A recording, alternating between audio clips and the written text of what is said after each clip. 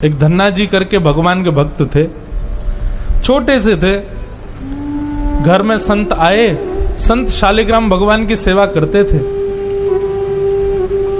अब धन्ना जी बैठ करके देखते थे और देखते ही बड़े खुश होते थे। कभी दही से स्नान, दूध से स्नान, पंचामृत से स्नान, जल से स्नान, फिर इत्र आदि लगा के, तिलक लगा के उनकी आरती पूजा, तुलसी अर्पण, ये सब देख करके धन्ना जी को बड़ा आनंद आता था। अब भले ही खेल के रूप में सही, धन्ना जी को बड़ा मन लगता था उसमें। कुछ दिन बाद संत जाने लगे तो धन्ना जी रोने लगे, बोले कि आप तो चले जाओ लेकिन अपने ठाकुर जी मुझको दे जाओ, उनकी सेवा मैं करूंगा।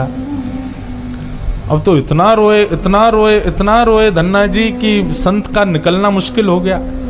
तो संत ने क्या किया, रात्रि में धन्ना जी सोए तो बाहर से काला काला एक पत्थर ले आए और उस पर ही इत्र आदि लगा के, उसको तिलक विलक लगा के उसको सिंहासन पर बैठा दिया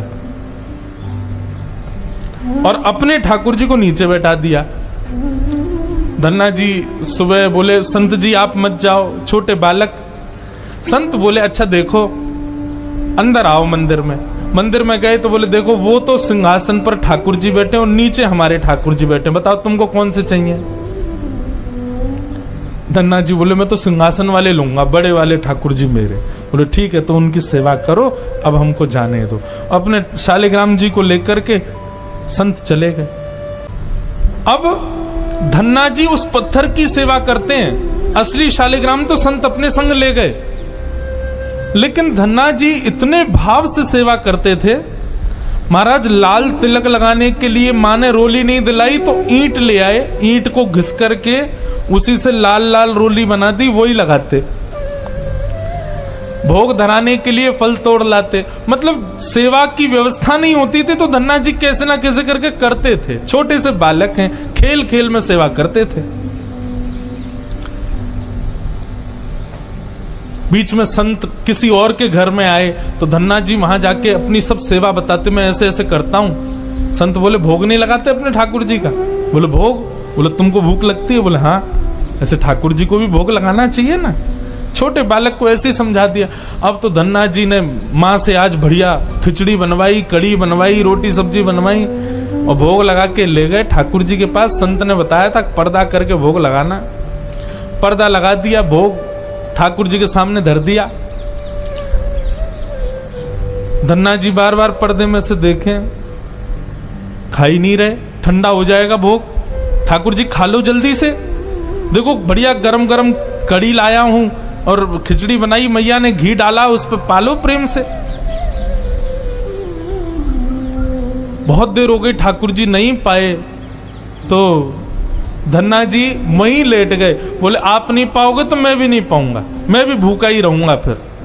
अब इतना सहज सरल प्रेम धन्ना जी का।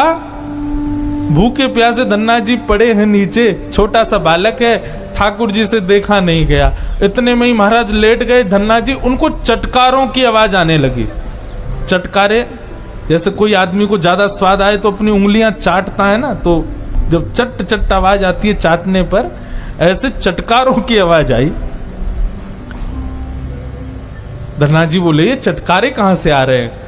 जैसे ही पीछे देखा पर्दा खोल करके तो नन्हे से बाल गोपाल प्रकट हो गए हैं और धन्ना जी के सुंदर प्रसाद को स्वीकार कर रहे, पा रहे हैं।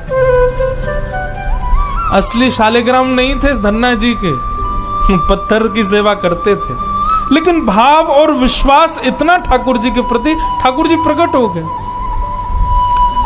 अब धन्ना जी थोड़े बड़े हो गए तो घर की गैयाएं चराने जाते थे और अपने ठाकुर जी को जेब में धर के ले जाते थे।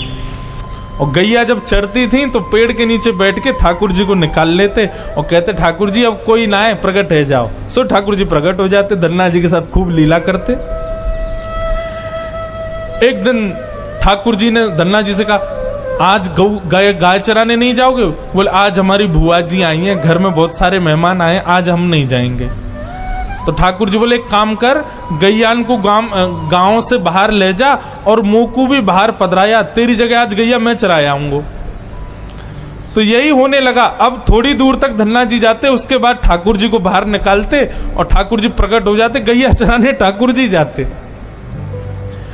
आज 11-12 साल हो गए वो संत आए जिनके शालिग्राम जी की सेवा थी। संत जैसे आए, धन्ना जी ने प्रणाम किया, जय हो मेरे गुरुदेव, गुरु जी के चरणों में प्रणाम। गुरु जी आपने ऐसे ठाकुर जी प्रदान किए, मेरा तो जीवन उत्सव हो गया। अच्छा कहाँ है तुम्हारे ठाकुर जी, सेवा पूजा कैसी चल रही, अभी तक कर ही रहे हो? उनको लगी पत्थर है, बचपन में की होगी, अब तो बड़ा हो गया। कहाँ है तुम्हारे ठाकुर जी? बोले ठाकुर जी अभी नहीं है, ठाकुर जी तो गैया चराने गए। संत बोले मतलब? बोले हाँ, मैं कभी व्यस्त होता हूं तो मैं ठाकुर जी को गैयाओं के संग भेज देता हूं, ठाकुर जी गैया चराने जाते हैं। संत बोले पहले तो छोटा था, अब तो इतना बड़ा हो गया, ये अभी भी बचकानी बातें करता है। अरे लाला ऐसे मत बोला करो। वो नहीं नहीं, सच में ठाकुर जी गैया चराने गए। आपको विश्वास नहीं? शाम को चलो मेरे संग। गुरु जी को लेकर के वन में गया तो वन में गैयाएं चर रही थी। बोले कहाँ है तेरे ठाकुर जी? अरे देखो वो दोहरी गैया के पीछे पीछे हाँक रहे हैं, वाकू पीछे पीछे चल रहे हैं वाक्य, देखो ठाकुर जी दिख तो रहे। गुरु जी बोले हमको नहीं दिख रहे। धन्ना जी दौड़ के ठाकुर जी के पास गए, बोले मेरे गुरु जी आए हैं, उनको दिख जाओ।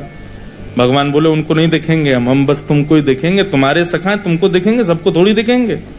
ये दोनों गाय अरे भैया ऐसा मत करो। क्यों? बोले आपको और मोको एक दूसरे से मिलवावे वाले तो गुरुजी हैं। गुरुजी यदि मुझको नहीं देके जाते आपको, तो आप मुझे कैसे मिलते?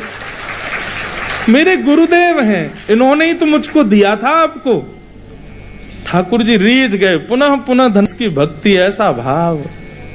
इतने में ही नील माधव, नीलमणि ठाकुर जी प्रकट हो गए। और जैसे ही प्रकट हुए, दूर खड़े गुरुदेव के एक एक रोम बिलखने लगा, रोने लगे। और धन्ना के चरणों में प्रणाम किया।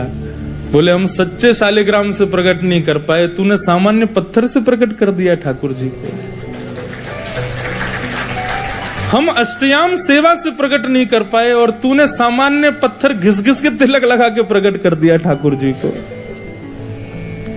हम 56 भोग पधरा करके ठाकुर जी को प्रकट नहीं कर पाए, तू बेसर की रोटी खवा के ठाकुर जी को चटकारे दिलवाता है।